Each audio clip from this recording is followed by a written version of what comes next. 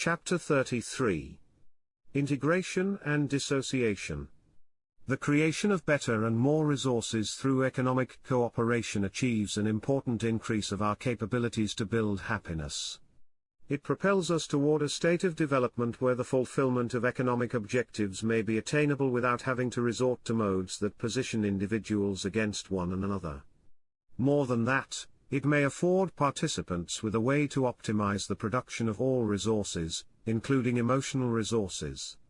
Economic cooperation may then qualify as an important increment for a development of humanity to overcome competitive activities. Nevertheless, short of reaching ultimate, more comprehensive cooperative ideals, improved capacities to cooperatively produce means do not guarantee that we will increase or maximize the fulfillment of our needs with the means we produce. Nor does the existence of a free market guarantee that objective. The totality of individual choices in a free economy shapes the quality and quantity of means that the cooperative process produces. If our choices of goods and services that we demand from the cooperative process are not prudent, the relative productive advantages of the cooperative process will not translate into a better life for us. The misdirection of our wishes and activities may result in the misdirection of cooperative production. Capacities may be wasted on products that are not needed or that are not needed as much as other products, or the products or their fabrication processes may cause unjustifiable risk or damage. Further, the cooperative production process may not guarantee participation in it or a technically astute use of its capacities or means. Individuals may not act prudently regarding capacities or means and destroy or lose them or leave them idle. They may lack access to cooperatively produced means because of their failure to sufficiently contribute and create value to warrant their adequate participation in cooperative benefits. Some may lack access because of personal circumstances or a lack of access to productive resources that would enable them to participate. Others may be unwilling to engage in cooperative behavior. They may prefer to pursue their objectives independently or to stay competitive and violate cooperative requirements. Even if individuals participate in cooperative production, they may persist in exclusionary efforts toward other participants or schemes to divest them of their possessions. They may undertake this willfully, or their behavior may have inadvertent competitive effects. Their pursuits may burden pursuits of other humans directly or through their environment by their processes, products, the use of products or byproducts.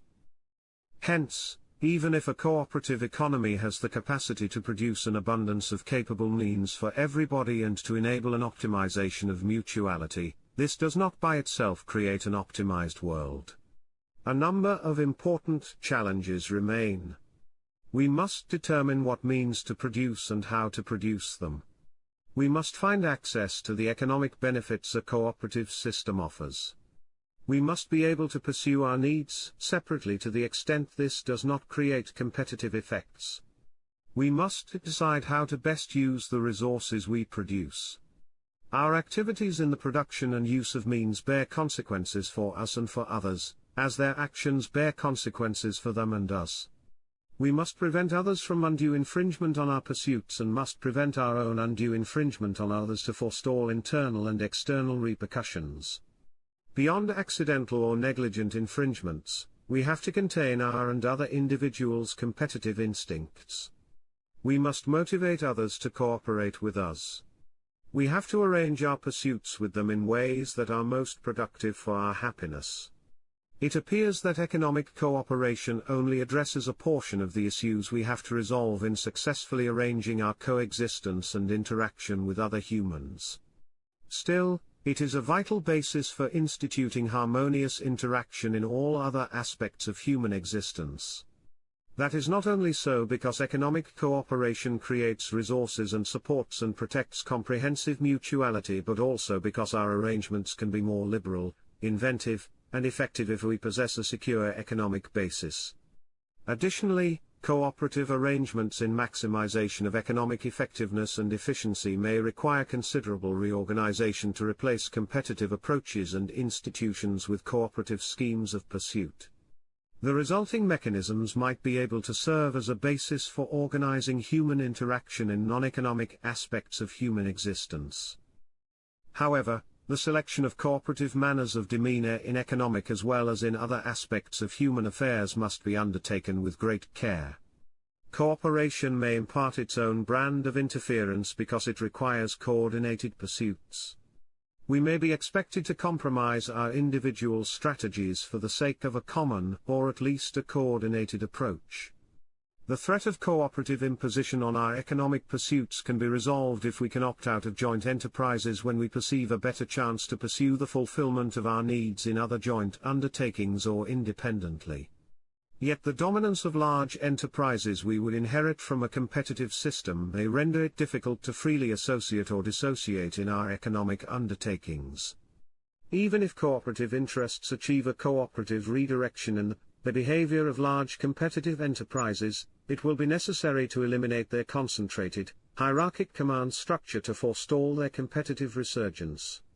But a joint administration by the owners may increase organizational encumbrances on the operations of such enterprises.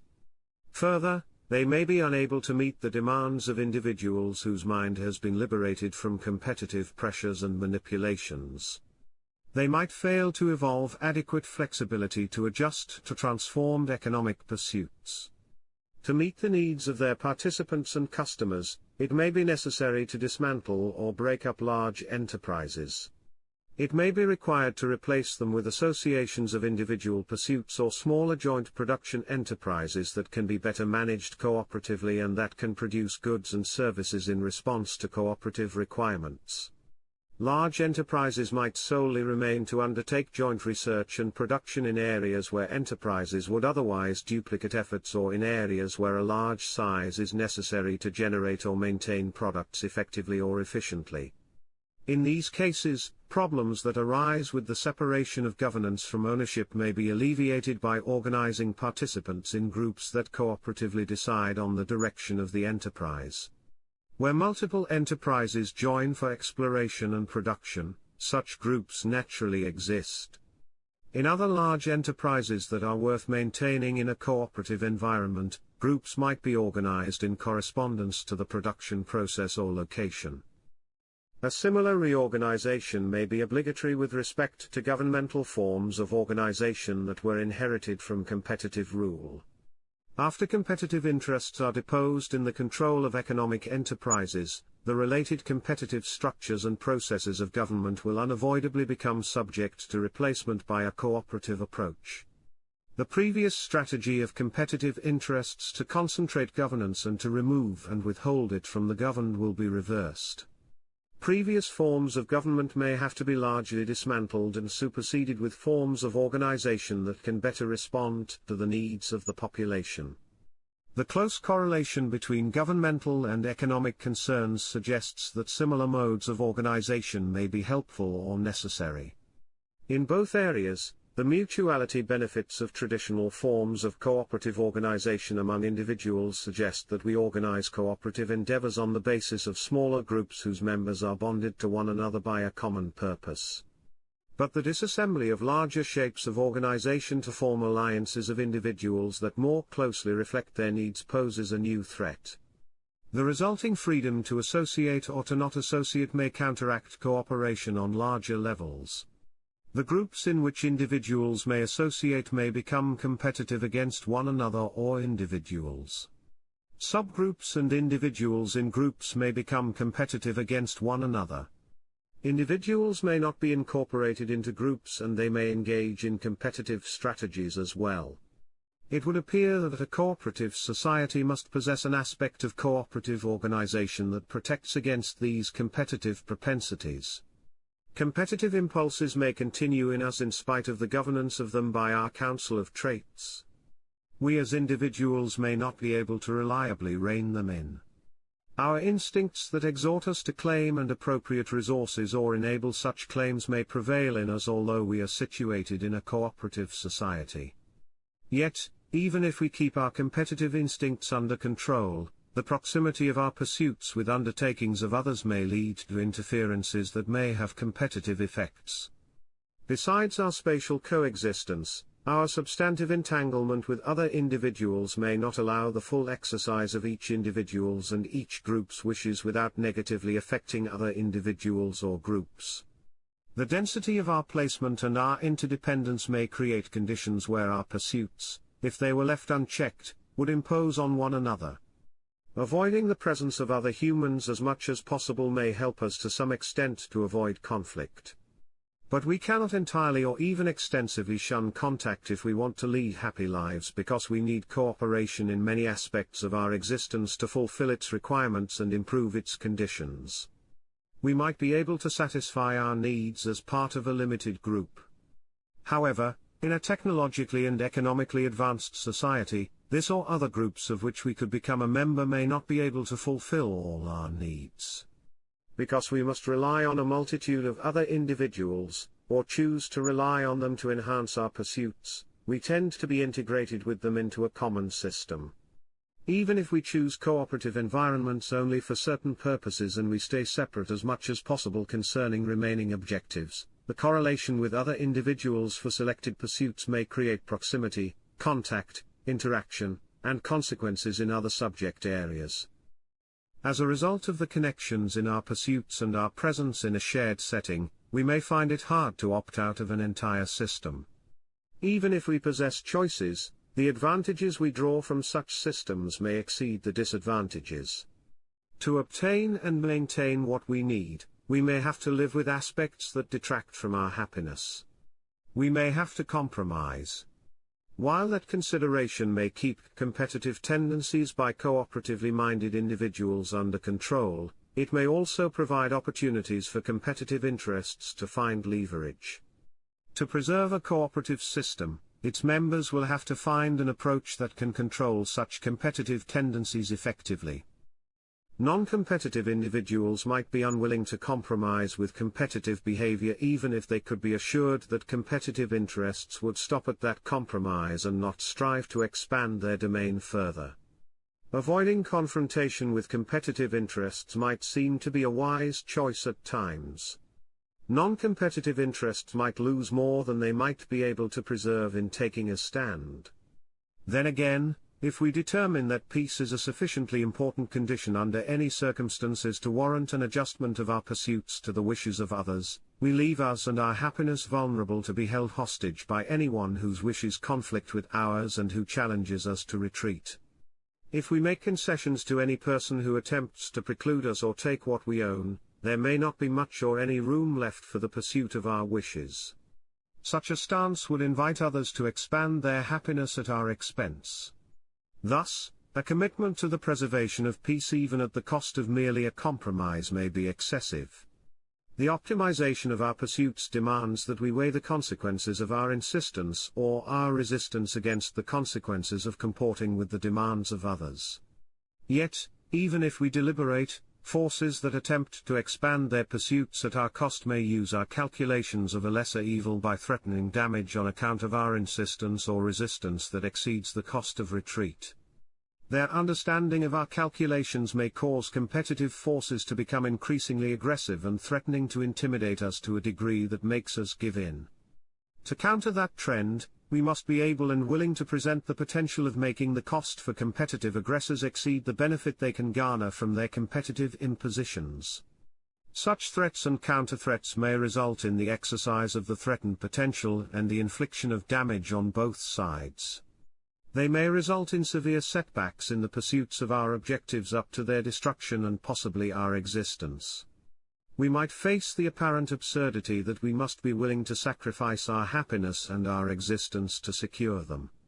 Anything short of such a commitment would indicate to competitive interests the levels of coercion they must build to have us agree to our subjugation.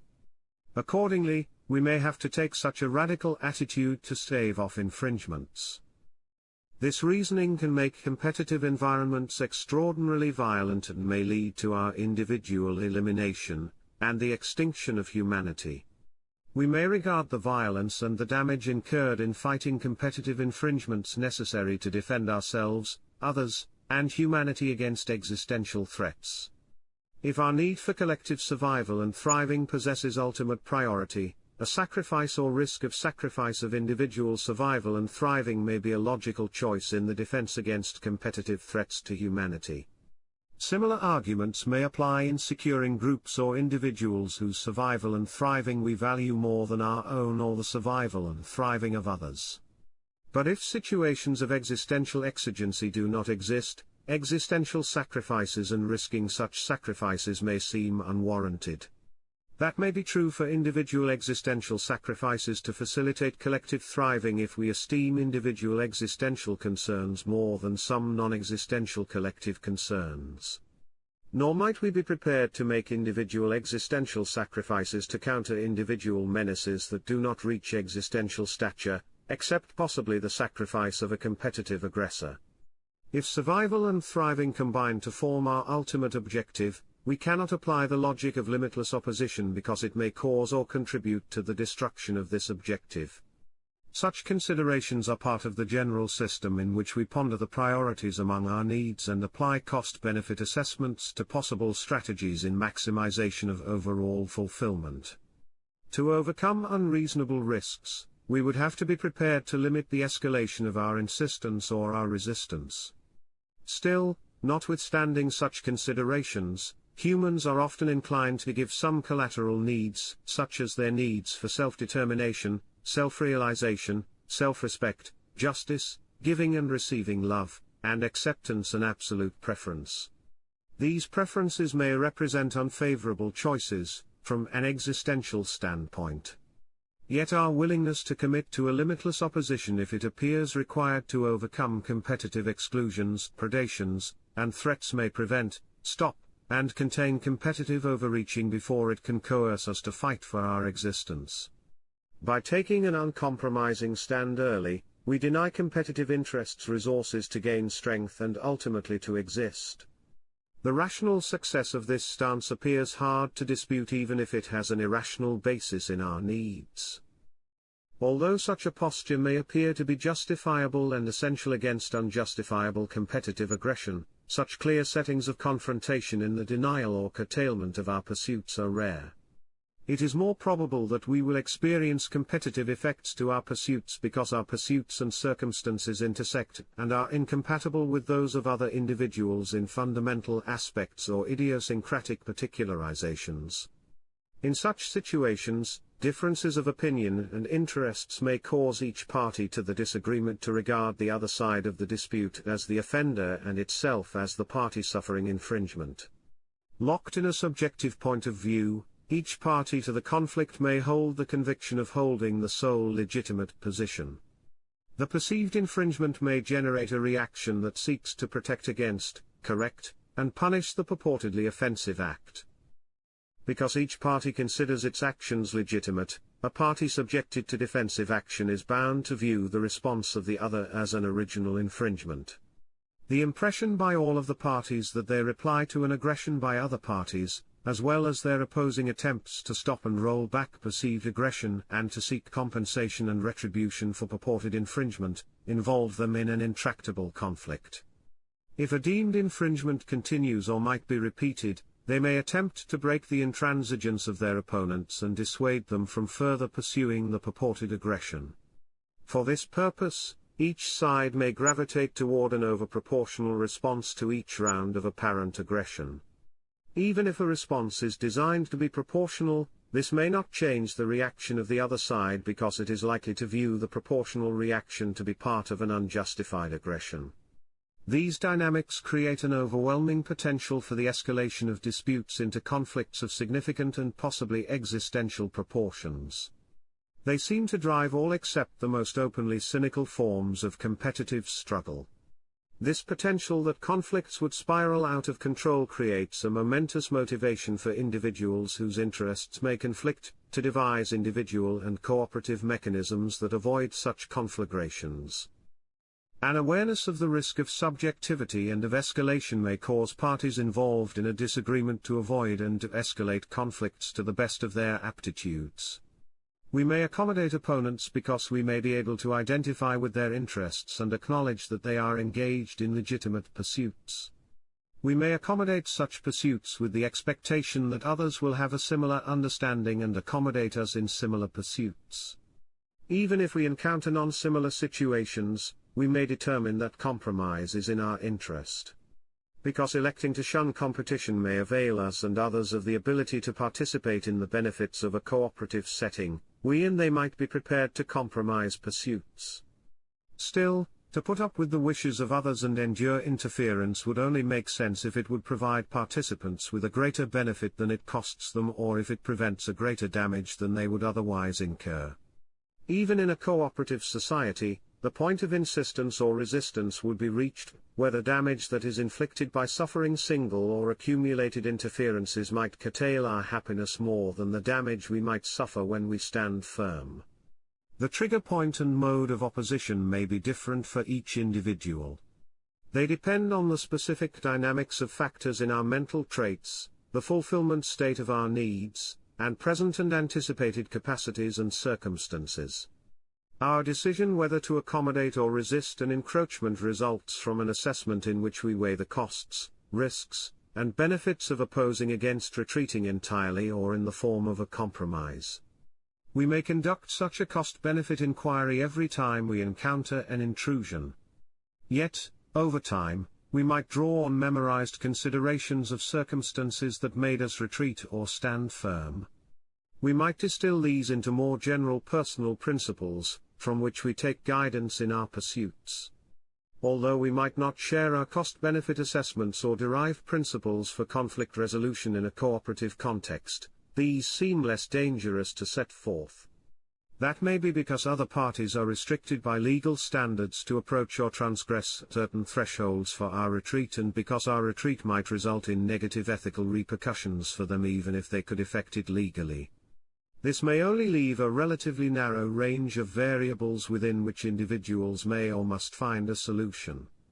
To prevent competitive derailments, a cooperative society frames this decisional range by more commonly accepted principles of law and morality to which the parties are held by the society. Such a framing seems necessary because a society composed of individuals with different specific and differently modulated common needs and different individual trigger points and modes of insistence and resistance seems to be prone to unpredictability and discord. Nor might we be able to rely on the ability of individuals who are involved in a dispute, including ourselves, to act considerately even if they have the same needs. The pain of being challenged in the pursuit of needs may not allow us or others to exercise the best judgment at that moment. To avoid these issues, cooperative societies have deemed it better if behavior that disturbs the demands of cooperation, and is therefore unacceptable, could be previewed and stipulated anticipatorily. A pre-existing agreement among possible parties to a future dispute as to how such a dispute should be resolved or how it must not be resolved might be able to decrease friction and prevent conflict to a degree that allows individuals to continue a cooperative society despite their disputes. To determine the extent of common ground among them, individuals may communicate and compare their principles. If they locate pertinent diverging principles, they may negotiate these into compromises. They may then enter informal or formal agreements that stipulate binding common principles in the form of laws and ethical rules. Their common interests to make their peaceful coexistence work and to prosper from productive cooperation motivate members of a society to overcome their differences. That will not only be reflected in the formulation of general laws and ethics but also in the remaining scope of arrangements that are subject to more particular regulation. A cooperative system may acknowledge that members may enter into supplemental agreements to conduct their more particular affairs as long as these do not violate any commonly agreed interests. To pacify the relations of participants to such more limited agreements, cooperative systems may protect and support these agreements if they comply with the order and objectives set forth in their laws. But general and specific agreements might not cover all eventualities in which parties to these agreements could be offended by another party. Generalities in which agreements may be termed to cover variations may make their application debatable. Further, parties may not anticipate that areas beyond their agreed concerns might require regulation and may not address these. An inability to forecast all variations in which an agreement could come to bear or be challenged, and the unwieldy number of such variations may motivate parties to defer particularizations of their agreements. They may also not be able to agree in all areas of potential dispute and may entrust resolution to future goodwill buoyed by a successful relationship rather than risk current failure to agree when the relationship has not yet been established. Even if they might be able to currently agree, they may not want to burden negotiations with issues that might never become relevant. The parties may plan for the eventuality of future disputes by stipulating procedures or substantive principles for resolution that may be designed to facilitate direct settlement if they should have disagreements. Yet, where such efforts fail, agreements or the legal framework surrounding them must create procedural and substantive provisions that decide disputes. In general as well as more particular agreements, the contracting parties may agree on authorities whose power to pass binding decisions they acknowledge in cases of a disagreement regarding the application of agreements to particular circumstances and to close deficiencies in their provisions. This constitutes a momentous step because they yield their rights to self-determination and self-realization in these matters. However, not providing for such supplemental solutions to manage all eventualities that could incite contracting parties to find offense in one another's behavior may expose their cooperative arrangement to unraveling in competitive conflict. To escape that risk, contracting parties may surrender facets of their independence to the judgment of others. But the relinquishment of independence to a decisional authority is not solely necessary to fill gaps or ambiguities in applicable principles. Even if the contracting parties could decide beforehand on all particular rules about what constitutes acceptable and unacceptable behavior and on how infractions are to be cured, merely posting these might not be sufficient. Parties might still try to escape determinations of their deportment. There has to be an independent authority that subjects parties to such determinations, at least upon a claim of grievance. In addition, it might not be sufficient to announce how a particular conflict of interests is to be resolved because parties might not conduct themselves accordingly. Findings might have to be enforced. A cooperative system cannot leave determinations of rights or their enforcement to parties who have an interest in a subject matter of decision or enforcement because that may involve bias and lead to competitive conflict and escalation. To arrive at a meaningful level of stability and of non-interference, the defensive backing of particular and general agreements by a cooperative system seems to be required. Its impositions must be directed not only to suppress combat among parties in dispute. It must also strive to resolve disputes and breaches in a final fashion and to make such a resolution calculable. Because a cooperative community assumes the exclusive power to redress infractions and disables the members to react to them, it is upon that community to address the members' defensive concerns to their satisfaction. To cause its enforcement actions to be acknowledged as valid replacements of individual defensive action, the community must emulate the actions individuals would take if their responses to infractions were fully considered. It must protect them and engage in retribution and correction against infringements, albeit in a circumspect, predictable, and regulated fashion. Self-help may have to be permitted in circumstances where its defensive institutions are unable to act or to act timely. Yet, to avert the escalation of individual conflicts, such permissions would have to be restricted to closely defined emergencies and strictly controlled by subsequent review and, if necessary, adjustment. To prevent self-help, but also to give members an effective protection against the most egregious or clear infractions of their rights, a society will have to provide a police force that maintains the peace. A community that enforces its laws must also address causes of violations in a proportional manner to retain or build the constructive participation of violators as much as possible. It must strive to make them understand the illegitimate character of their acts and avert the impression in them that actions taken against them are offensive acts. By offering and reserving authoritative interpretations of agreements as well as the preclusion and remediation of violations of settled principles, a cooperative community may control breaches and keep members from reacting to actual or perceived infractions on their own. Assuming such functions may curb or stop competitive dynamics and reduce the hazard that interferences among members could weaken or disintegrate cooperative bonds. It may vitally stabilize cooperation. Preventing and resolving undue interferences among members requires a cooperative system to determine the legitimacy of interests in contention with one another. If several conflicting interests are legitimate, it must decide to which degree each is permitted to proceed. Its reconciliation processes seem to be comparable to the workings of its members' councils of traits.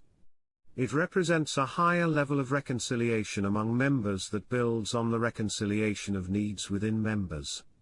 The interests of a cooperative system are composed from the intentions of its constituents to maximize the fulfillment of their needs. Members form and operate a council of members by communicating their demands, negotiating, and arriving at arrangements. The objectives of individual and of societal councils are analogous. In both instances, an assembly of all participating powers determines the import and fate of single participants. Both councils may be confronted with incompatible demands and have to adjudicate these incompatibilities to maximize the effectiveness and efficiency of pursuits in the service of overall happiness. Both councils must endeavor to fulfill as many constructive needs as possible according to the ranking of priorities determined by the council. The objectives of both councils are to arrive at a balance of interests with the greatest overall benefit. In this function, a cooperative system has a greater purpose than merely to address conflicts of interest arising among members. Its mission is to devise and secure an optimized arrangement of its members' interests. It may therefore actively shape manners of pursuit that advance that overall benefit. Consequently, a cooperative system might act against the interests of particular members if this is justified by an overall gain of benefit for its members. It might curtail the pursuits of some members for the benefit of others. While this might promote the system's purpose, such interferences may negatively affect and possibly rescind the value of membership in such a system for some of the members. Such overreaching may seem impossible if all members of a system, including members who stand to suffer overproportionally from the application of regulations, have to agree before a particular regulation can come into force or must at least agree on fundamental principles, from which regulations and determinations are deduced. Then again, the concept of a community in which members contribute ideas about what is right and wrong and arrive at common rules is often a fiction. Most of us find ourselves in a pre-existing society. We may be placed into a setting that aspires to cooperative principles. Yet chances are that nobody ever queries us for our opinion on regulations and that we do not consider ourselves capable of influencing these significantly. Rather, our consent is presumed because of our joining, failure to leave, failure to object, or our partaking in the benefits of a cooperative system. Arguably, if we expressly agree or we are deemed to have consented to the regulations of a community, it may not matter that we subsequently disagree. Governance largely appears to be created to guard against incidents of our subsequent dissent. Our express or implied agreement to rules of cooperative governance is deemed to make us liable to suffer their restrictions. Holding otherwise would appear to permit us to take competitive advantage of the agreement and violate its mutuality of commitments among members. The principal directive of a cooperative system to act in the overall best interest may motivate it to engage in competitive activities against members. But if these have agreed or are deemed to have agreed to that directive, such demeanor over their objection may seem justifiable as defensive competition. If members' pursuits stand in the way of the common interest, they might be regarded as illegitimate interferences. However, despite any actual or implied agreement, such a position does not seem tenable because it violates the principles of mutuality and therefore of equality. These constitute the essence of a cooperative system. It is defined in part by the exchange of commitments by its participants to be bound by the same rules.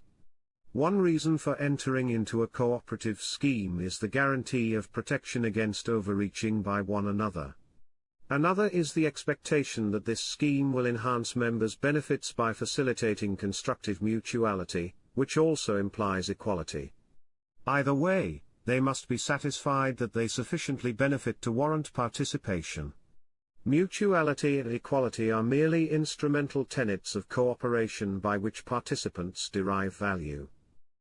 The mission of a cooperative arrangement to preserve the peace among its members and to advance meeting their needs may be challenged where interests of members differ so much that they negatively affect cooperation and may lead to trouble.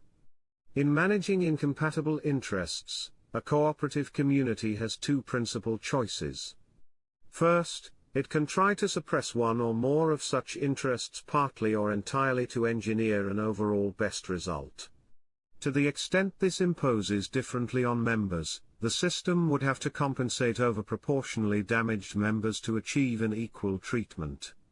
The resources for such compensation would have to be extracted from those who over-proportionally benefit from the regulations.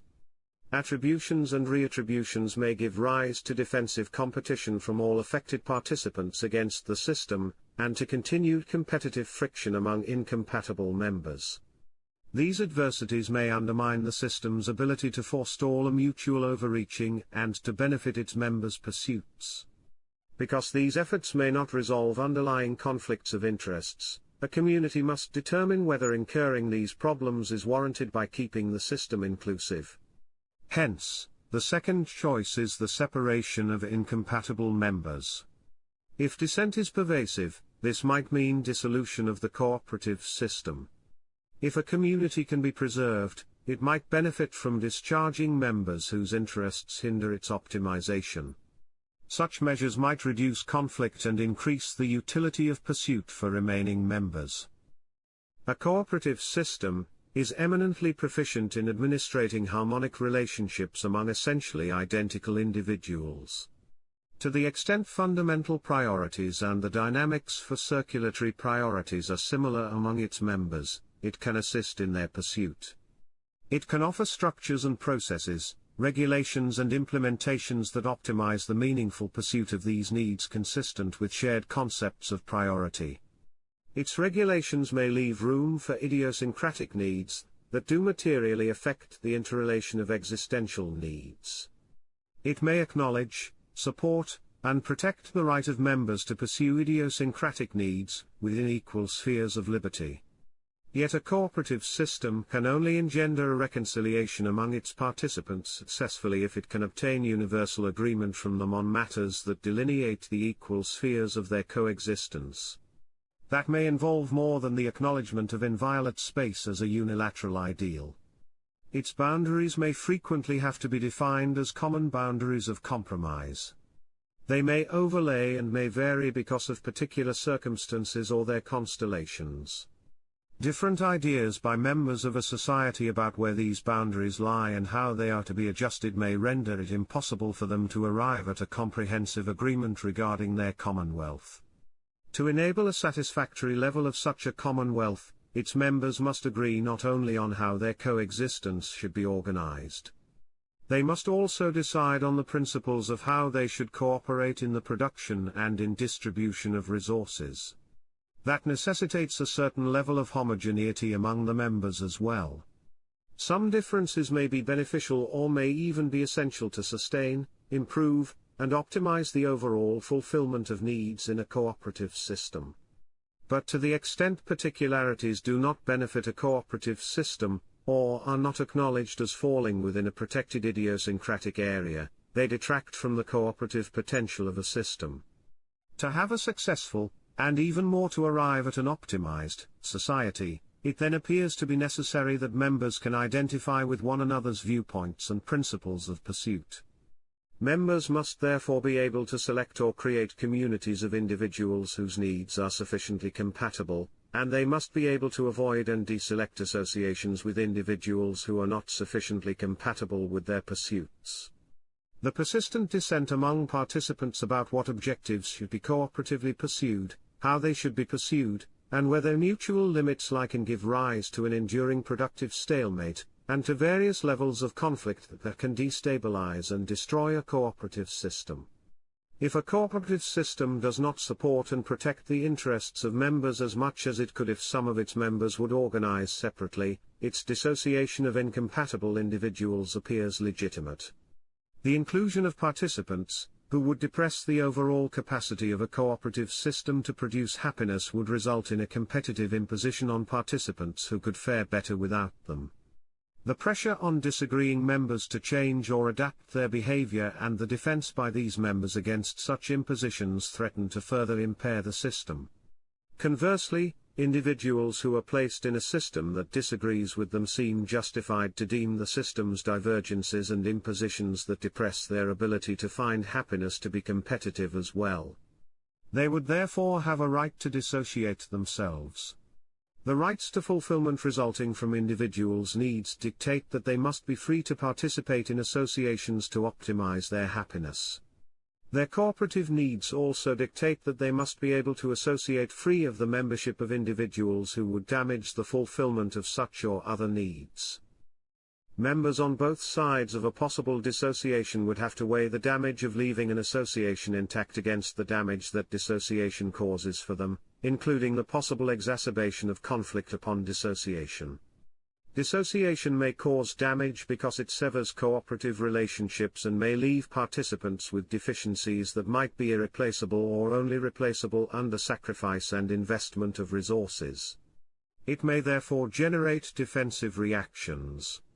It may additionally escalate the potential of conflict because both sides may attempt to preserve or retain resources that the other claims due to their previously shared character. Because the transition from a situation of shared resources to segregated attributions may be fraught with ineffectiveness and inefficiency, dissociation may be considered as a choice that is to be avoided. Similarly, a resignation of interests in a continuing association is likely to be viewed by both sides as an inferior solution. They might prefer compromise if the resulting relationship provides them with adequate benefit compared to its absence. They may be willing to adjust some aspects of their pursuits to find an overall benefit of fulfillment in a social context. Such considerations do not only affect us if we are members of a system. They may also weigh on us if we should have a choice of entering into a system. The inherent requirements of some of our needs and the effectiveness and efficiency advantages that mutuality promises for other needs may make remaining alone an unattractive substitute to membership in a well-managed cooperative community. But even the best-managed cooperative system may be unable to provide what we wish to derive from it because it must reconcile the needs of multiple individuals with dissimilar demands. While a cooperative system may be the best possible organizational selection for many of our pursuits, it is imperfect as long as our needs and wishes are not harmonizing with those of others on their own account. Such a state seems impossible to achieve because the presence and activities of others appear to necessarily impose boundaries on our pursuits in some respects even if they enhance others. This might remind us of the reconciliation conditions applicable to most of the needs within ourselves. We may be met with similar inevitabilities in our reconciliation efforts with other individuals to the extent we cannot exist or cannot exist as well without them. Still, there are significant differences. Individual traits do not have the option to dissociate, and an individual council of traits may not have the option to detach traits. These differences are frequently obscured. Although a separation by and of individuals may in general seem to us more feasible, the reality of cooperative communities may often stand in the way. Individual members may not have any better alternatives available. Further, attachments to members and practical concerns of conducting a dissociation without competitive upheaval and negative consequences that rival or exceed benefits may place dissociation as a remedy whose utility may be limited to resolve extreme incompatibilities. This may result in the enduring association of dissonant members in many cooperative societies. Because of such continuity, the interaction of incompatible needs by a council of traits and of incompatible members by a council of members might be similar. Only, members of an association have the fundamental right to have their fundamental rights fulfilled that entitles them to dissociate or to have others dissociated if an association does not adequately fulfill their needs. Their function is not to serve the association. The reverse is true. To prevent illegitimate infringements on other members' rights, all members are obligated to consent to and enable one another's dissociation. Understanding the right of dissociation and what it involves requires deeper consideration of the negotiated agreement character of a voluntary association. If mutually agreed conventions comport with the wishes of individuals who are subjected to them, they merely serve as expressions of their will and as operation manuals for implementing and maintaining what the participants want. Yet aspirations that are recorded in conventions may often not reflect the ideal pursuits of participants. Instead, they may constitute compromises that take away from participants' pursuits in an exchange for securing benefits. Many agreements are entered to ease tension among the participants rather than for the pursuit of constructive objectives. They grant participants results they deem preferable to conflict. But agreements for purposes of cooperative production also usually contain compromises. In either case, the participants give up one thing to obtain another. Agreements memorialize compromised manners of pursuit. Their exchange nature implies a requirement of binding participants to their assertions. Each participant commits to act cooperatively because all other participants agree to such performance as well. A violation of the agreement extinguishes that contingency. It further constitutes an offensive competitive act. To uphold the mutual commitments of agreements, these are typically liable to enforcement under stipulated or implied terms. The possibility of enforcement is conceived to keep participants compliant even if their intent changes. Without enforcement, agreements would be mere non-binding suggestions that parties could abandon at will. To avoid that outcome, agreements must obtain the authority of laws in a society even if their applicability might be limited to only parts of it. The right to enforcement seems to take precedence over a right to dissociation. To encourage the establishment of cooperative agreements, their participants must be secured against violations. Where a party has already fulfilled its side of the bargain, counterparts must be held to either complete their performance according to the agreement or, where that is not possible, to place the party that has provided value in a situation as if the exchange had been completed. It might seem that even if no value has been received yet, a party that does not perform its part must be held liable in this way, whereby the non-breaching party would either perform its part or take a deduction of the performance it would have had to render. A breaching participant cannot leave counterparts that have performed or are prepared to implement their part without proper recourse. The underlying reason for recourse in both cases is that parties rely in their pursuits on the performance by other parties founded on such parties' promises and have a right to rely on these promises because they have complied or are prepared to comply. However, while reliance damage must be remedied, parties to agreements must retain their right to dissociate. Unless their violation would cause damage of a kind that could not be compensated or damage that they could not compensate, they must have the right to not go forward with their fulfillment obligations. The justification for such a proposition is based on the participants' fundamental right to pursue their needs, to the greatest possible extent. Although that right is inherent in these needs and their corresponding rights, it can also be represented as a fundamental right to self-realization. That right is vitally assisted by our fundamental right to self-determination. Because these rights cannot be fully developed without a right to free association and dissociation, such a right is fundamental as well. The threat and actuality of non-association or dissociation might appear competitive because they can deprive other participants of the benefits of cooperation. Nevertheless, relationships with individuals cannot be described in terms of access or property rights. Because cooperative ventures are instruments of individual pursuits, participants have a right to escape competitive impositions of such ventures on their pursuits. The priority of fundamental rights precludes the subjection of others against their will. Such subjection is not even legitimate if parties once agreed to terms entitling others to rely on their continued participation, provided they compensate the damage caused by such reliance. Under the standard of reliance damage, a breaching party can only be held liable to the extent relying on performance has disadvantaged the non-breaching party. To the extent the non-breaching party has already performed, its reliance has entirely matured and warrants compensation. But reliance as the reason for obligating parties under an agreement loses legitimacy where non-breaching parties receive definitive notice that performance will not be forthcoming and they can subsequently avoid damage by taking alternate courses of action. If a non-breaching party can engage in activities upon a breach that would place it in a position it would occupy if the breach had not happened, or to the extent it can approximate such a state, a breaching party is not liable. The only exception is liability for the cost of the non-breaching party to reach or approach such a state. To be entitled to compensation, a non-breaching party has to put forth prudent efforts to reduce its damage upon breach. An escape of breaching parties from liability appears least likely in contexts that require cooperative activity to address immediate needs.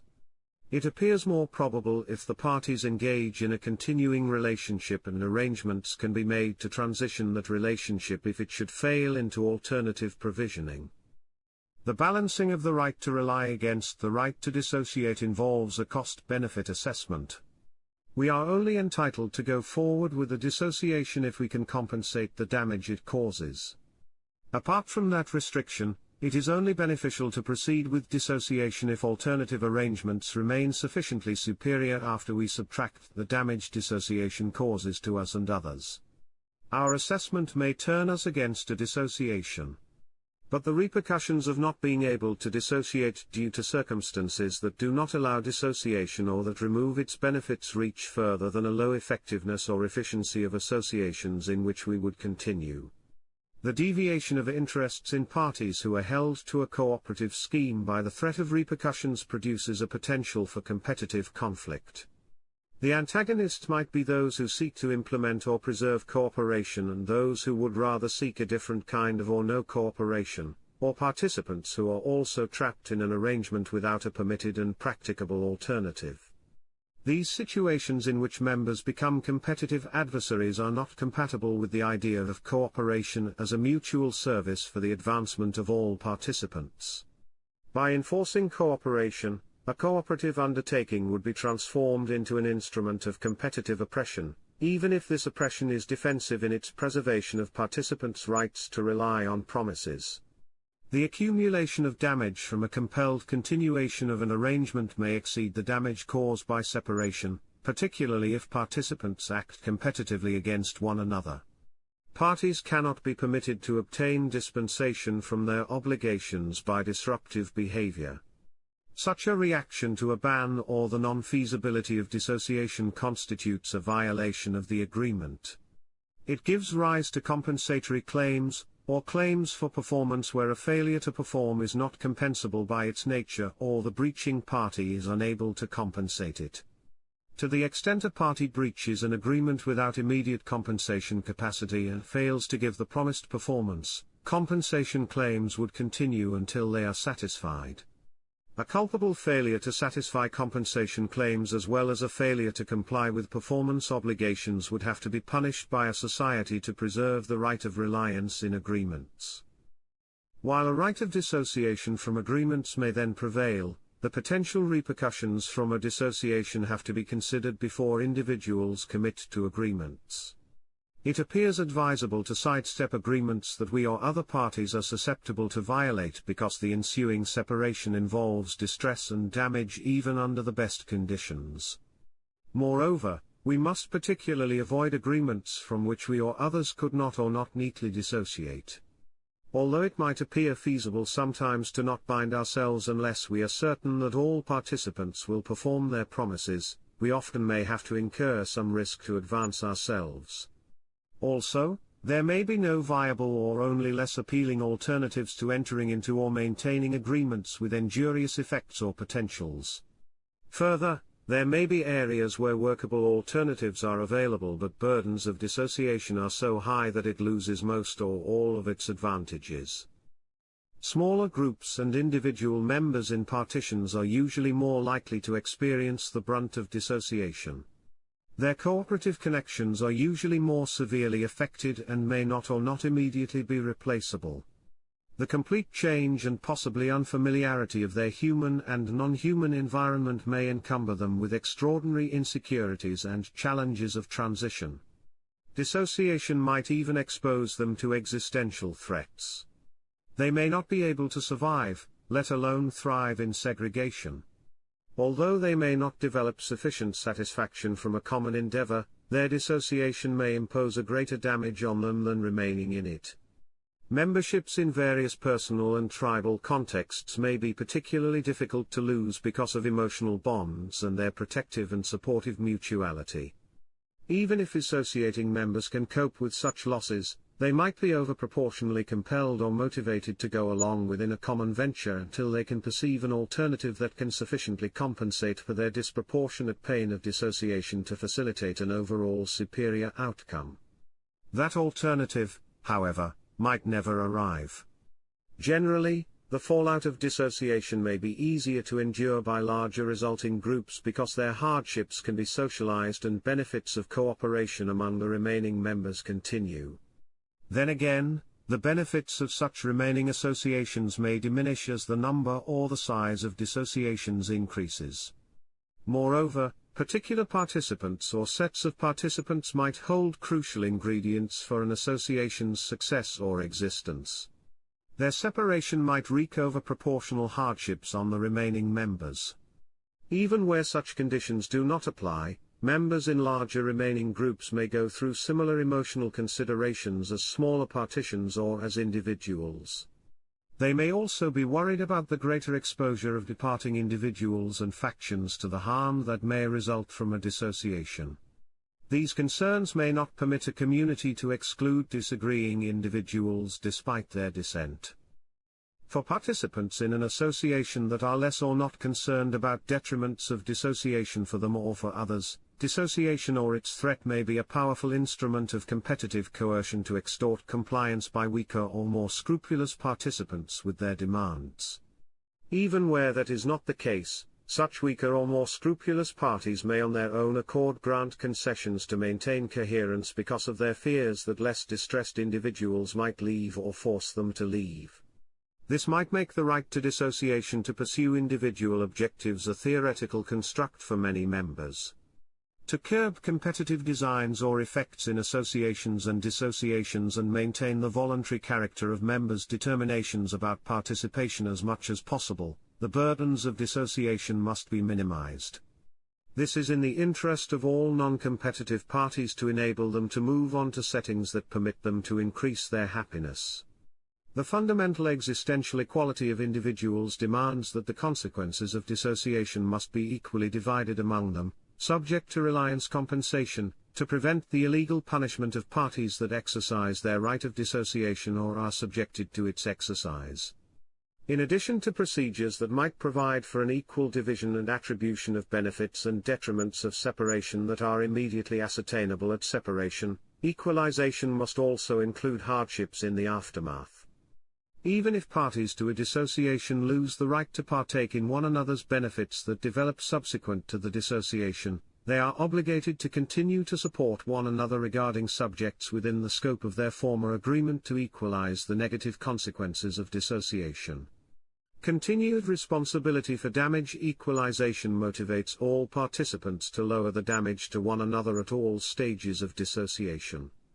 Although some damaging results that are intrinsic to dissociation cannot be avoided, the parties are encouraged to cooperate in minimizing these and to prevent dissociation through prior cooperation. Cooperation in a dissociation may greatly diminish the burdens of separation by equalizing them among involved parties. But it might not be able to forestall a differentiation of fortunes due to the fact that the association is not continuing. While some parties may move on to better circumstances, others might not be able to maintain or regain satisfaction at levels that they enjoyed during an association. Equalizing that loss may not be possible because their personal involvement might be an essential ingredient for satisfaction. Beyond that, the parties' freedom to associate dictates limits to their responsibility for one another's aftermath. Equalization obligations continue the concept of compensation of reliance damage in their scope and duration and are limited by its concept. Hence, if an agreement is limited in its terms or cancelable at any time, no breach and no reliance due to such events can exist. If parties breached the terms of the association whether by dissociation or otherwise, they would not be entitled to assistance in the aftermath, but might be obligated to grant such assistance unless the other side breached as well. Parties entitled to assistance also have a duty to reduce the damage they incur in the aftermath of a breach. Although these general rules would have to apply to any dissociation, members entering into an agreement might further curtail intentional and unintentional competitive effects in dissociation. They might incorporate in the agreement that arranges an association-specific terms of severance that minimize damage to all members and evenly attribute positive and negative effects. They might provide procedures for the severance of individuals and groups as well as for the eventuality that all members of a system seek to dissociate. While the equality of parties prohibits them from unequal attributions in dissociation, they may regulate their obligations by stipulating to the practical terms of dissociation. They might also define dissociation by defining the scope and the duration of their association. In relationships of comprehensive mutuality, reliance is by definition wide-ranging and is frequently open-ended, and equalization obligations carry on in a commensurate scope and duration. But even here, obligations must be limited by the capacity of a dissociated party to recover from the dissociation. The possibilities of support obligations and adversities that may arise from continuing involvement with parties after dissociation may motivate parties that consider themselves at risk of being negatively affected by such circumstances to be wary of associations unless they are closely defined and expressly agreed. Even if this may not be possible on a societal level, the chances for sustainable cooperation there appear supported by ranges of possible agreement regarding common needs and related fundamental rights. If these are fully developed, derivative rules can state what is necessary to implement members' fundamental rights in association and dissociation. These rights and derivative rules apply regardless of their acknowledgement and cannot be validly altered in their essence. As a result, large expanses of matters seem to be exempted from regulation by agreement. Agreements seem to be relegated to addressing manners of pursuit that are not in contravention of reconciled fundamental rights. They might be regarded as mere restatements. Still, they might carry an important function in clarifying and defending fundamental rights and their collective reconciliation. Further, the correlation of fundamental rights might be so complicated in their application that agreements on them and derivative law may remain necessary or helpful to express them and thereby provide guidance for the coexistence and constructive cooperation of members in a cooperative system. Finally, it may be difficult for members to derive reconciled attitudes and specific applications from fundamental laws because of their individual positions and their subjective modifications of common needs. To enable a cooperative society, it may thus be obligatory that members define the scope and articulation of fundamental rights and the consequences of their violation. A theoretical agreement concerning fundamental principles derived from the commonality of our needs may appear achievable. But reaching or maintaining an agreement on the practical application of these principles may be difficult because of differences in personal or environmental circumstances. Even if a general accord regarding fundamental principles existed, significant differences about their relative weight and priority as well as their scope and articulation may remain. These differences may make the creation and maintenance of a comprehensive commonwealth a challenge. By insisting on an exaggerated homogeneity, a cooperative system may not be able to obtain or maintain a sufficient membership to transact its functions. Members might voluntarily enter into or continue in associations that include friction. They might lower requirements for harmony if the benefits derived in cooperation surpass the damage caused by dissension or if they see no better alternative. They might further rely on coercive effects of agreements and difficulties of change and dissociation to keep other members committed even if the benefits these derive do not warrant their continuing involvement. The management of friction in such a setting may invite competitive interests. Non-harmonized systems may permit them to unite a variety of victims under their rule and to exercise that rule through a strong governmental system that might be established to control dissent. But even without such usurpation, non-harmonized systems that rely on coercion to control disharmony become competitive. Apart from their coercive conditions, they may not offer the best solutions for their members' needs. The compromises they exact may detract from members' potential to maximize their happiness. Entering or remaining in a cooperative enterprise only because its benefits reduce or exceed sacrifices may not afford members with a standard of fulfillment that they might describe as happy. Then again, dissent and resulting friction may follow us regardless of whether we succeed in finding or forming associations that are more favorable to our preferences of organization. Even if we find extensive congruence of views among the members concerning fundamental rights and their application, this may still not provide a sufficient basis to prevent different views. We may underestimate the difficulty of finding reconciliation even among closely aligned members of a cooperative endeavor. Some deficiencies in collective reconciliation may be due to a lack of individual reconciliation.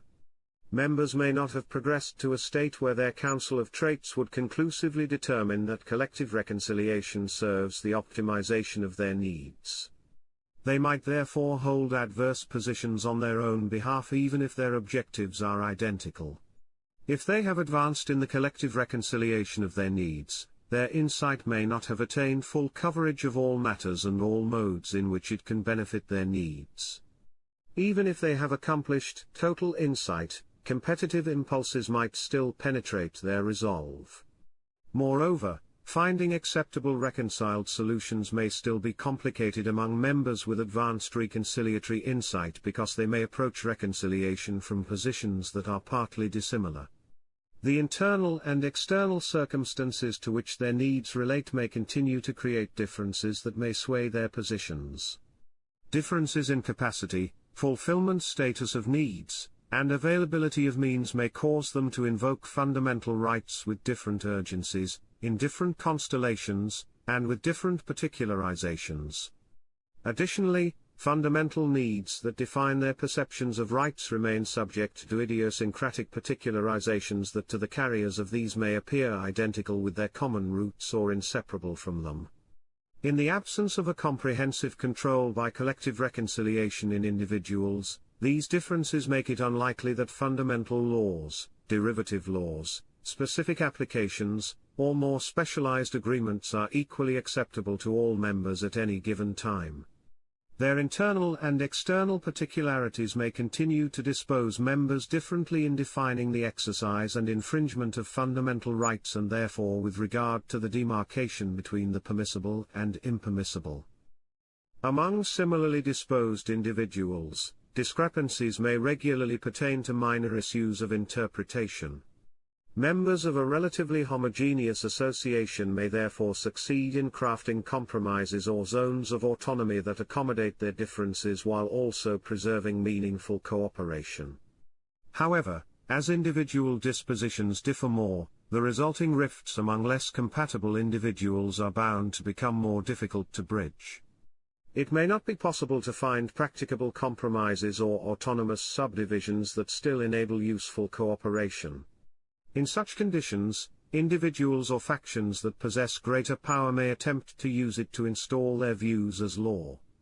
Differences between them and other members may make the equal application of such laws appear to be inequitable or may induce them to be viewed with different appreciation. But even if equitable compromises can be found, parties may be dissatisfied with their effects. It might not matter to them that other participants are equally constrained in their pursuits. Their impression that they are subjected to competitive impositions by a cooperative arrangement may prompt participants to seek defenses. They might resort to manipulations and subterfuges to evade its application or openly reject it in parts or completely. The temptation to expand maneuvering space under cooperative conventions or determinations arises whenever they curb or allow the infringement of pursuits. Because a cooperative arrangement contains by definition mutual impositions, there may be a persistent undercurrent by members to subvert, change, or even overturn its conventions and determinations in their favor.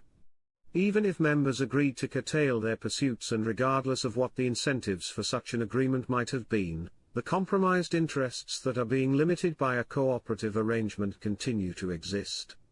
Compromised needs will not cease unless they are satisfied.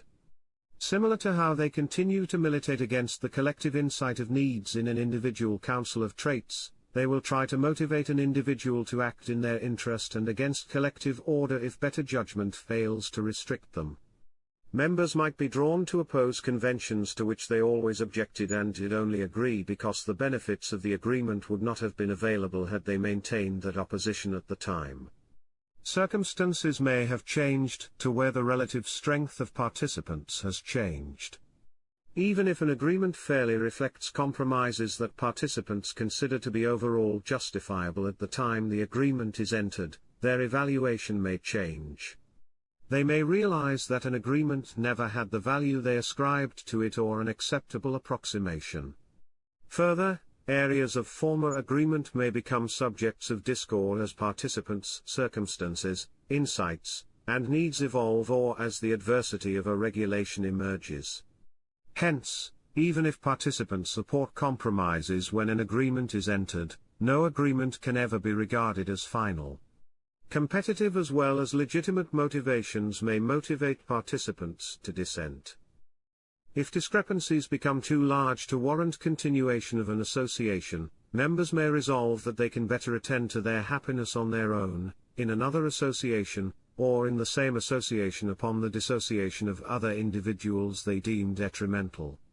On the other hand, the advantages of association or the disadvantages of dissociation may also motivate members to adjust terms of the association more to their liking. This creates an environment where cooperative order is challenged.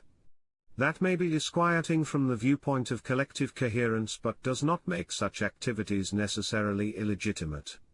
After all, cooperative organization is an instrument to advance the pursuit of participants' needs. Efforts to promote their position therefore seem to be generally valid. A cooperative arrangement might have to defend itself against offensive competition in rejection of cooperation, and the mutuality it implies.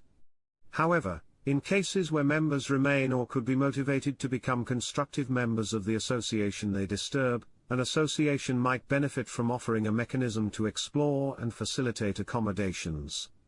Both dissenting members and members who would have to make concessions in an alteration may engage in cost-benefit assessments that compare the conditions of continuing an association to severing it.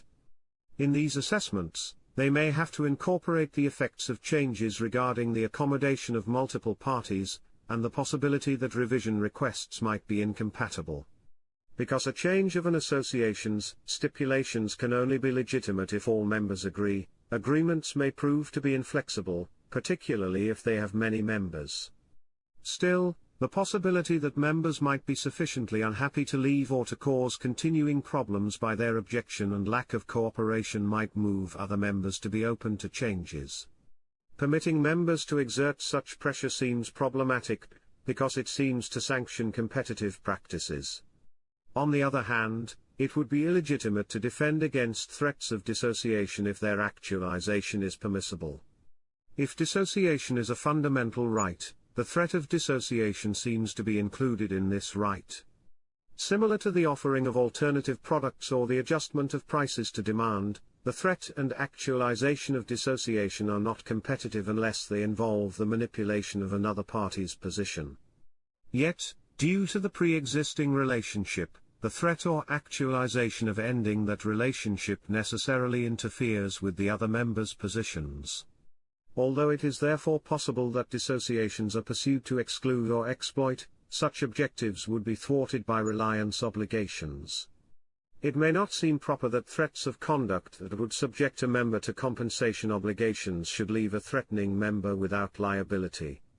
Other members might change their position to their detriment based on such threats. Only, the expression of such threats will have to be permissible without retaliation to permit members to address grievances short of having to face the potentially worse consequences that dissociation might entail. The most effective remedy against unjustified threats of dissociation appears to be that members weigh the consequences of their materialization, prepare for that event, and, if they are unwilling to accommodate such threats, to confront their authors with the repercussions of their actualization. But we may be wrong if we assume that threats of dissociation must all be made for competitive purposes. They may also fulfill salutary functions for the relationship among members. They may incentivize members to reconcile unreconciled needs and to transform needs that stand in the way of reconciliation. They may further induce modifications and supplementation of the stipulated terms that may be required to maintain or improve cooperation in the original setting or to adjust the agreement to different circumstances, including developed needs and positions of participants. If participants reject such modifications and hold on to stipulated permanence, they run the risk of being passed by events and of having their cooperative contributions become obsolete or hindering the pursuits of other participants. As a result, the agreements they seek to uphold may be breached, terminated, or not renewed. The coherence and related effectiveness and efficiency of a cooperative grouping may then require a change of terms. But even reasonable change requests may meet with opposition. Dissent and possible or actual problems resulting from a denial of changes as well as the express and indirect threat of dissociation by dissenters might prompt remaining members whose position might be negatively affected by changes to curb cooperation or to threaten or pursue the expulsion of dissenters. Depending on the balance of power in an association, one or the other side may sufficiently intimidate the other to impose demands for continuity or change. The prospective consequences of differences may frighten some or even all parties. This may prompt members who desire change to be reluctant and tentative in voicing demands and to suffer inequitable terms. It may also prompt other members to give in to change demands that inequitably infringe on their interests. Such imbalances give rise to continued unhappiness that may build and may ultimately cause or contribute to dissociation even though they originated from attempts to avoid that result. Accordingly, dissociation may have a resolving or a chilling effect on the ability of cooperative associations to adjust and to find arrangements that might preserve or enhance their benefits. Considering the inevitable injuries from dissociation and the risk that demands for change may destabilize a cooperative scheme, a deliberate measure of reluctance to upset current correlations may be a healthy stabilizing force. On the other hand, paralyzing effects that would hinder adjustments to arrangements that could optimize their effectiveness and efficiency must be curtailed. To minimize the chilling effect of dissociation, associations will have to look for and find avenues to voice and discuss requests for change without an immediate threat of triggering dissociation fears. Demands for change and their discussion give participants opportunities to gain clarity about their positions, functions, relationships, obstacles, and imbalances and to confirm or adjust their arrangement commensurate with their insights. They grant the parties an opportunity to reflect and reconcile their positions more completely than the stipulations of the current agreement. They permit participants to conduct and maintain the equitable optimization of mutuality implied in any cooperative arrangement. They indicate whether and to which extent prevailing conventions or decisions are still accepted. The discussion of suggestions facilitates change if members' positions have developed or must change to increase, or counteract the waning of, effectiveness or efficiency in their agreement. They give the parties opportunities to formulate arrangements that prevent dissociation. If discussions describe irreconcilable differences, the insight and resolve to dissociate they help to create may shorten exposure to disharmony whose negative consequences may exceed those of dissociation. They may further benefit members by regulating the dissociation process in ways that minimize damage. Discussions between the members may not only address change requests. They also can fulfill a vital function in preventing and bringing resolution to violations of an agreement. If participants deem the stance of other participants to be potentially or actually in violation, they may call their attention to that fact in an attempt to forestall or correct and remedy their approaches. If that does not happen, Aggrieved parties might proceed under the defensive avenues provided under their agreement or according to the general legal background of their system and, if they do not succeed to resolve the problem, part ways with offending members. As disconcerting as some of the consequences of discussions might be, their clarification of positions through the communication of grievances, the consideration of whether they are warranted, and the formulation of conclusions to accommodate, remedy, or separate fulfill essential functions. They allow cooperative forces to maintain and strengthen cooperation and weed out competitive tendencies and elements among one another. However, the procedures that are fundamental to a cooperative organization do not appear to favor change because each member has the right to participate.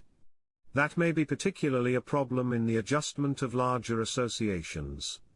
The functions of modifying or amending an agreement reprise those of deciding its initial arrangement.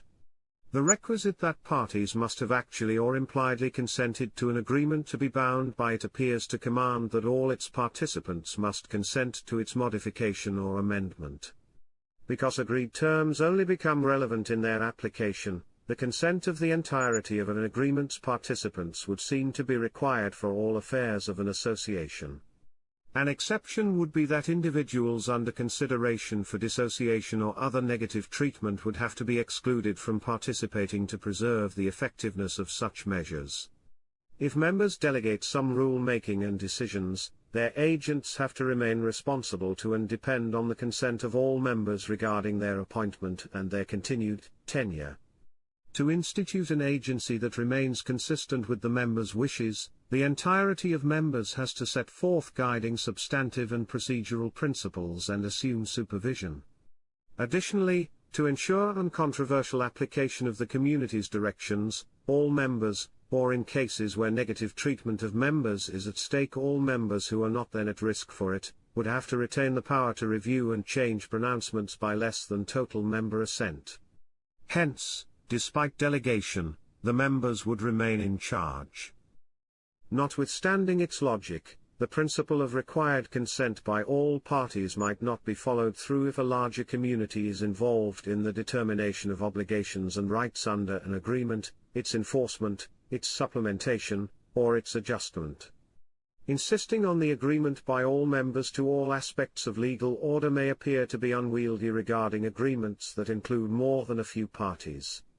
Arguably, it renders the organization and maintenance of a common undertaking unmanageable because minorities could make decisions impossible or because the pressure to find unanimous consent might lead to impositions and controversies that might easily escalate.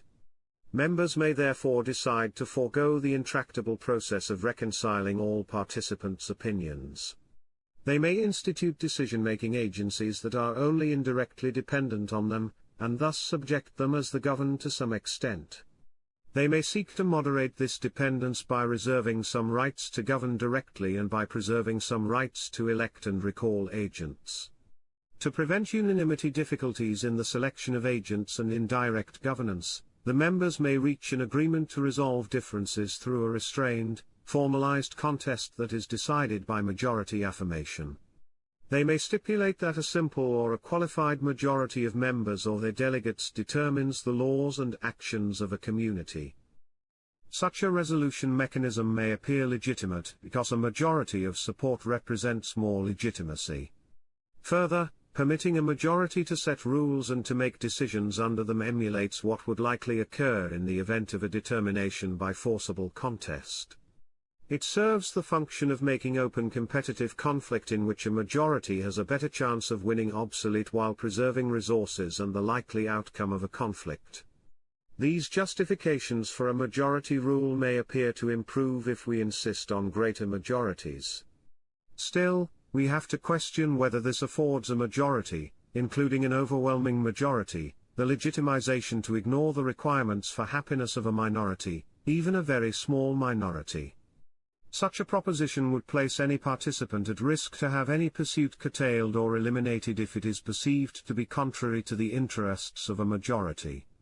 Permitting majority rule in the pursuit of happiness has the potential of suppressing and eliminating any except the most widespread particularities in the pursuit of happiness.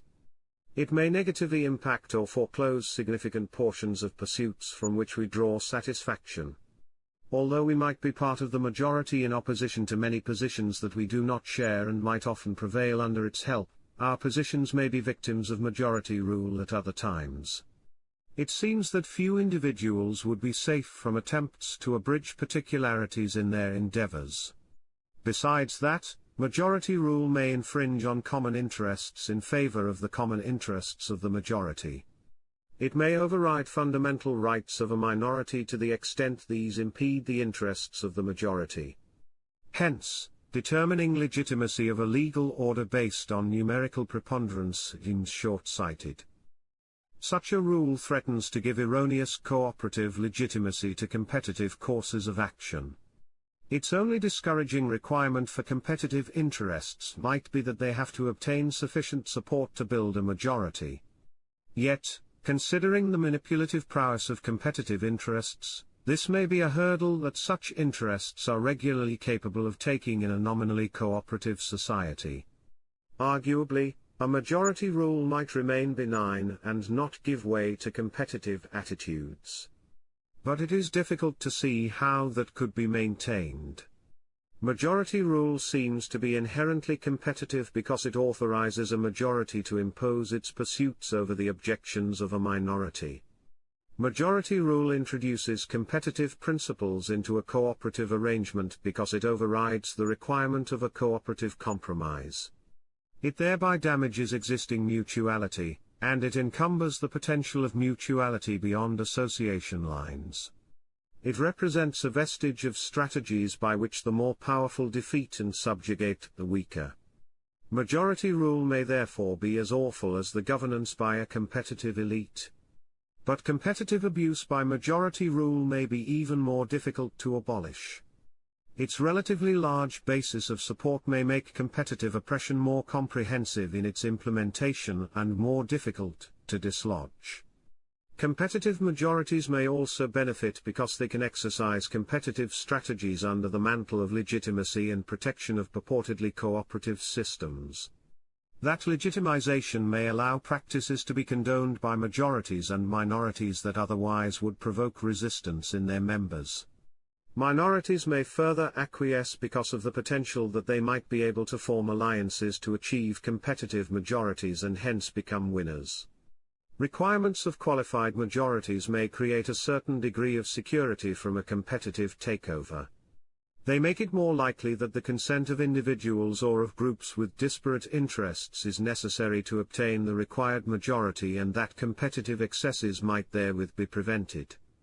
Nevertheless, qualified majority rule continues to carry the risk that such a majority may act competitively against a minority of interests that are not represented in governance. Thus, majority vote has no place in a cooperative community. It institutionalizes the disadvantagement of minorities if they cannot assemble associations that situate them within a majority. This institutionalized disadvantagement may challenge the rationale of minorities to cooperate or to remain participants in a cooperative system. If dissociation is not a viable option, their defense against their competitive subjection summons the typical detriments of a competitive system. If we desire to continue living peacefully with individuals who disagree with us, we have to be considerate of the interests of minorities. That also applies if we desire our relationships with them to be productive. We may need the willingness of those in a minority to cooperate with us or to indulge us and not to exclude us or take advantage of us when we will be in a minority or otherwise in a weakened position. We may need them to cooperatively establish or maintain pursuits with us beyond the issues where our interests conflict. But the offense of imposing a majority's program on a minority threatens to thwart not merely present but also future cooperation. Therefore, respecting and assisting the interests of minorities advances the interests of majorities. Yet, even if majorities impose their power in ways that reduce the damage to minorities, a decisional system based on majorities still competitively disadvantages minorities because it primarily focuses on the benefit of majorities and excludes minorities from participating in decisions in which they have a stake. To act fully cooperatively, members must abandon the idea that winning the power of decision over other members constitutes a cooperative act. But we may resist the inclusion of other interests even if we favor reconciliation. We may have difficulties in compromising with pursuits that we consider as less important, frivolous, illegitimate, or unhelpful. To make us willing to cooperate with others and to make concessions to their needs and pursuits, we may have to be convinced that their interests are compatible with ours. We may demand that their needs and the means sought in their pursuit are sound in our estimation. To conclude in this way, we may have to be able to sympathize with their needs. Further, we might have to comprehend the circumstances and available means of others.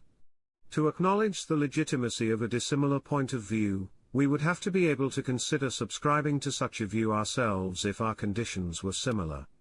Our assessment then depends on whether we can correlate the behavior of others with our personality and experiences. Fundamental and lasting differences in these factors make any attribution of legitimacy to viewpoints that significantly deviate from our own difficult. If we adhere to this determination of legitimacy, we may not be able to come to an arrangement with some individuals.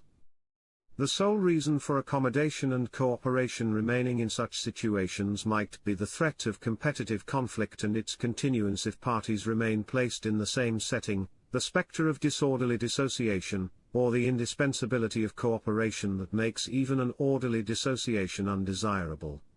These factors may be powerful reasons for some cooperation with others. However, they do not set forth a useful foundation for a comprehensive cooperative arrangement on the basis of mutuality. Although they may be effective to maintain a minimum of cooperation, they may also produce an environment in which diverging interests hold one another in check, engage in competitive struggle, and only compromise or cooperate if and as long as others pose credible threats or are indispensable. Cooperation would only be temporary because members would prepare to exclude or to exploit incompatible members and to defend against their overreaching, prepare to dissociate themselves or to dissociate others, or brace themselves against the dissociation by others.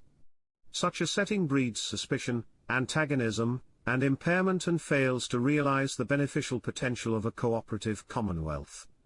It leaves incompatible divisions entrenched in their positions and holds the society of which they are parts in unproductive suspension because of their failure to resolve their conflicts of interest. If individuals only or predominantly base their propensities of association on fear or non-emotional utility, dissimilarities of individuals may be too divisive to institute or maintain comprehensive mutuality among them. Ultimately, competitive movements resulting from differences of individuals may only be contained if collective reconciliation exceeds such considerations. To succeed, it appears necessary that a collective reconciliation incorporates emotional mutuality. Because the alienation between incompatible members may make it difficult to generate emotional satisfaction through non-emotional interaction, it may be necessary to engage empathy and the need for collective survival and thriving. These might supplant more immediate concerns of incompatibility and motivate individuals and groups to cooperate in spite of their differences. Unless extraordinary occasions flood our emotional mind with empathy for incompatible members or make us fear for them as representatives of human existence, we may not permit these emotions to supersede fundamental differences. These incompatibilities may still render a dissociation advisable. But our emotional inclusion of members who are different from us may deliver a basis for exploring whether the differences we considered unbridgeable prevail or whether a cooperative commonwealth can be established. If that is not possible, it creates an underpinning for a disengagement that minimizes mutual damages. Incompatible individuals may be forced into remaining within the same society by consequences of dissociation that would damage them more than remaining. This may give them adequate motivation to bridge differences because the society in which they are situated offers the only opportunity to find or to create more comprehensive fulfillment through more comprehensive mutuality. If this does not sufficiently perform for them, their preparation and principles of equitable disengagement may over time permit more apposite arrangements apart from the current society. Where individuals are unable to establish a separate society into which they can transfer their affairs entirely, They might institute supplemental relationships outside the society. They might also create societal subdivisions that tend to some of their needs that cannot find satisfactory expression in their society at large. Such arrangements, however, impart a risk of aggravating existing dissonance in a society. They indicate a different identity and loyalty and might reveal remaining societal ties as contrivances of necessity that participants in such arrangements would as soon abandon.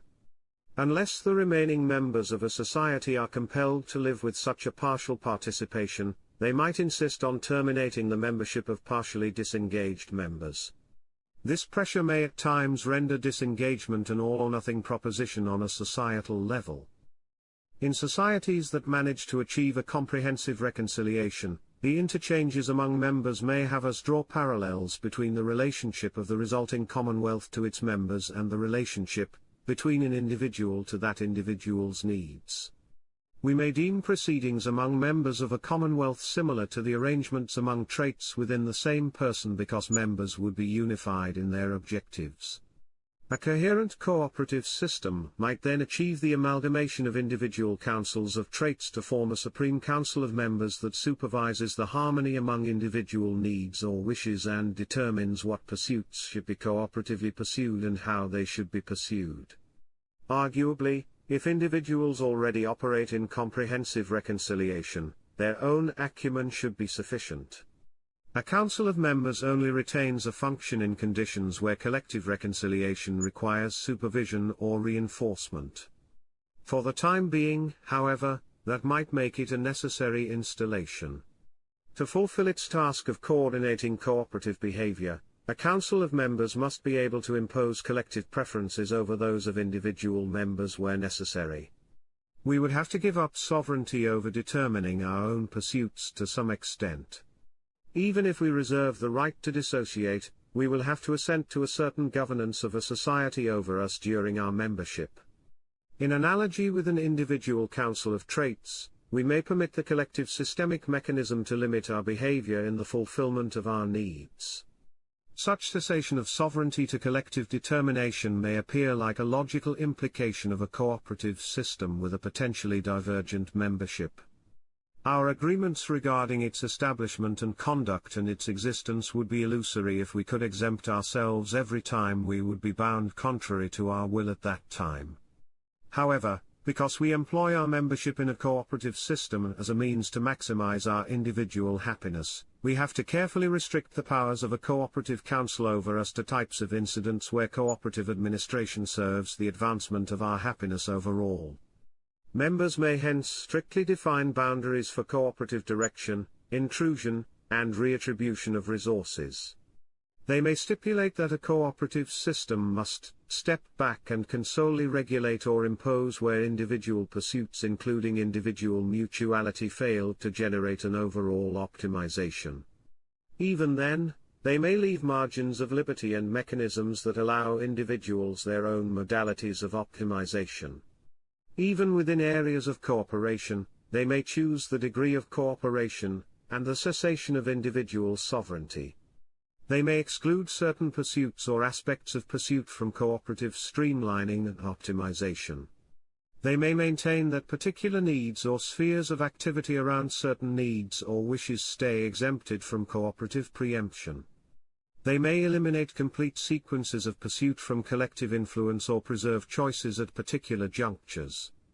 They may reserve individual liberty in these areas to pursue fulfillment on their own or in cooperation with other associations of their choice. They may assert rights of individual liberties that the cooperative system must not violate, except possibly under specifically agreed exceptions. These limitations and reservations and their expression as individual rights and corresponding obligations of a cooperative system may be indispensable to stop cooperative systems from exceeding their purpose as utilities in advancing individual happiness for each member. They may also restrain effects of cooperative interaction by which some members become excluded or exploited for the benefit of other members. These rights supplement the right to dissociate in their fundamental character, and their function of preserving an individual's sovereignty. To make and keep a cooperative system desirable for individuals, the utility principle of cooperation has to be preserved in all areas where cooperative principles are permitted to apply. That would mean that the system could not disadvantage any of its members to obtain an overall desirable result. To prevent an unreasonable restriction of a cooperative system's ability to protect and advance common interests, members may concede that the system can act in inequitable ways as long as it compensates the inequitably impacted members. The membership may sanction impositions on individual pursuits or conditions under its agreements. Moreover, it may authorize a preferential attribution of benefits.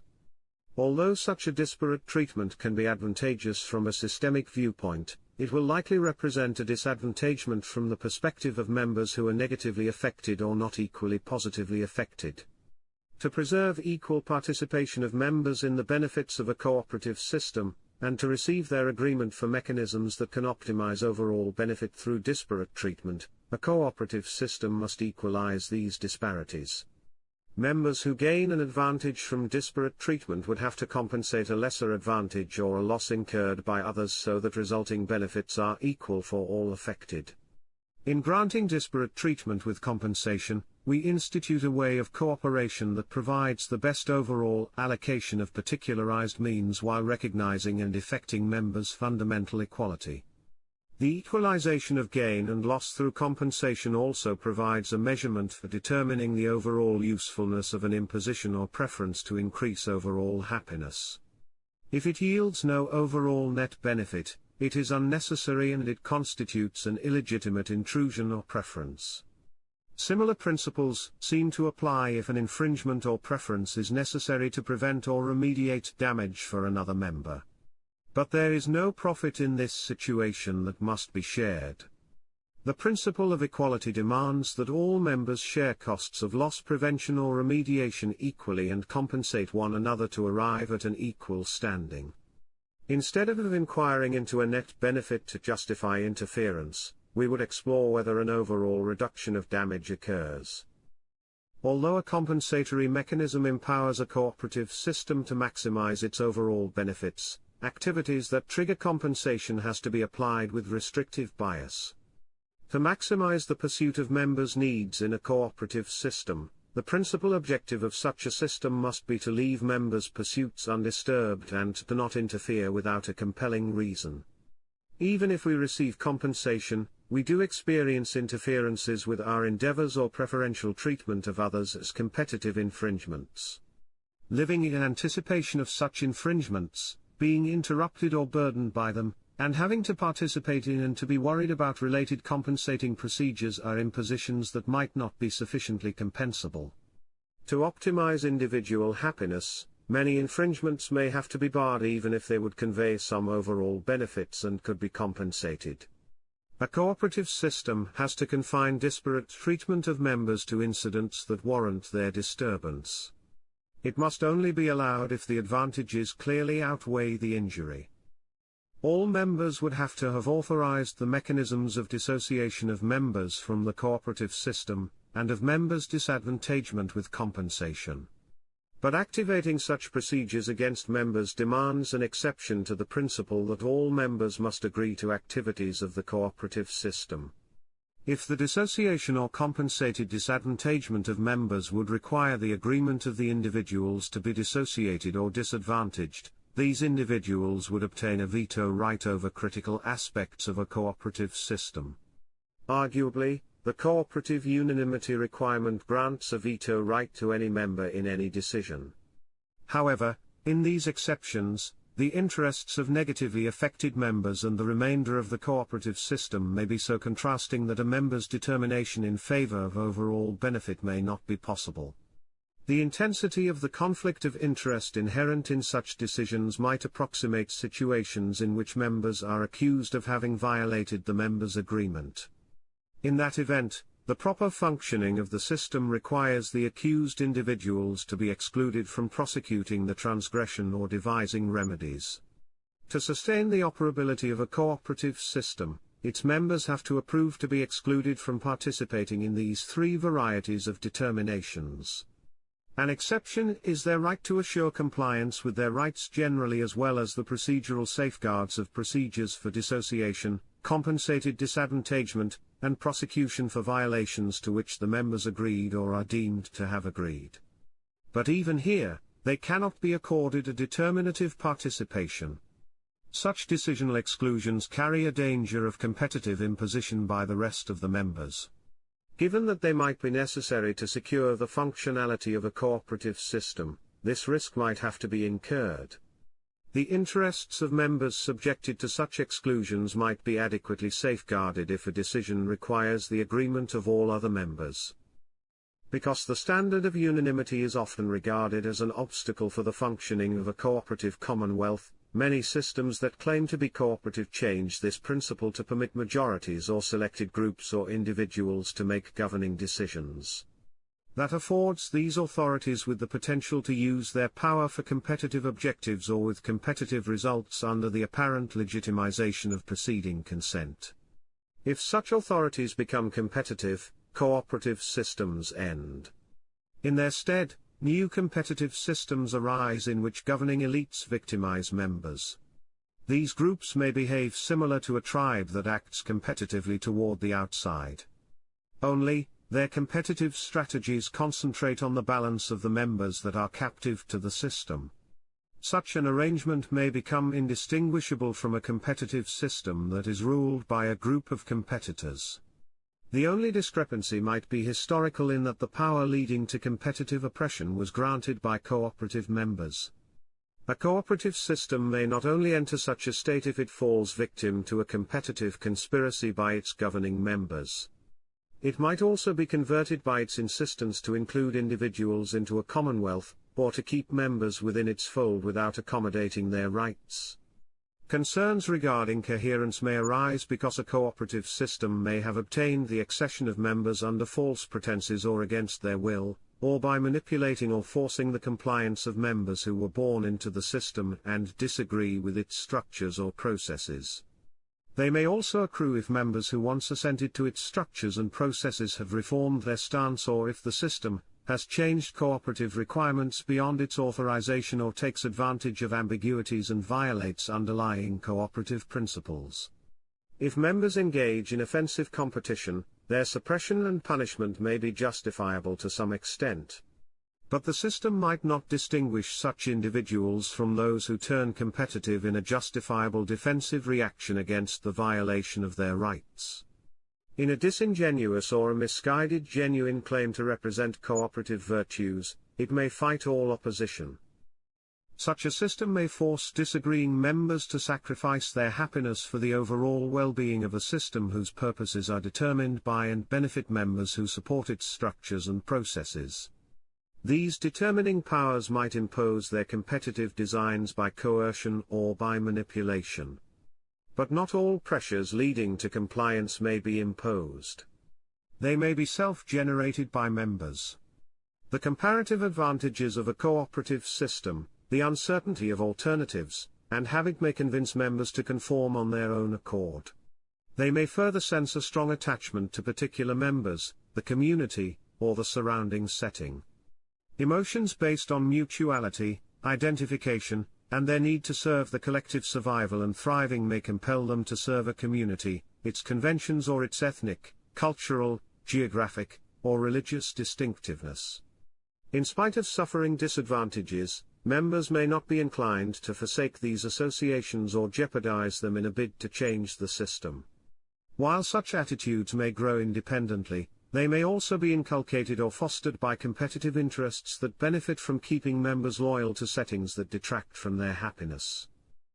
But even if competitive forces do not corrupt a cooperative system, it may not function properly. It may not institute proper or complete rules or structures and procedures for their implementation. Nor may it permit proper mechanisms for the resolution of shortcomings.